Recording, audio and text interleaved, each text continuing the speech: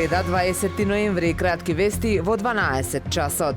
Владината вила Свети Стефан во Охрид е во многу лоша состојба, изјави директорот на службата за општи и заеднички работи Ивица Томовски. Охрид прес уште пред еден месец направи обиколка на објектот и сними соодветен фото и видео материјал од моменталната состојба во која се наоѓа истиот. Согласно законските можности, побаравме информација од службата за општи и заеднички работи при владата на Република Македонија за овој објект, но до овој момент информациите не се доставени. Станува збор за исклучително вреден објект на супер атрактивна локација, кој подолг период наназад стои празен и е оставен на забот на времето.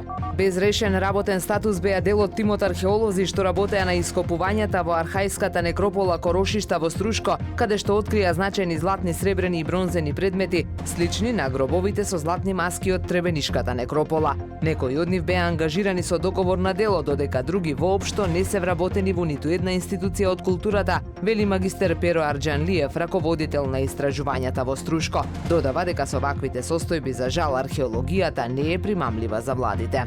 На денешен ден во 1993 година во близина на аеродромот во Охрид кај местноста Тројане се случи една од најтрагичните воздухопловни несреќи во историјата на Република Македонија. Патнички авион на Авиоимпекс се урна на околу 4 километри североисточно од Охридскиот аеродром во момент додека леталото беше во процедура на слетување. Истрагата покажа дека до незгодата дошло поради грешка на пилотите, кога во еден момент ја загубиле контролата над леталото и удриле во планината, при што загинаа 116 луѓе. Авионот леташе од Женева до Скопје, но поради лошите временски услови беше пренасочен кон Охридскиот аеродром.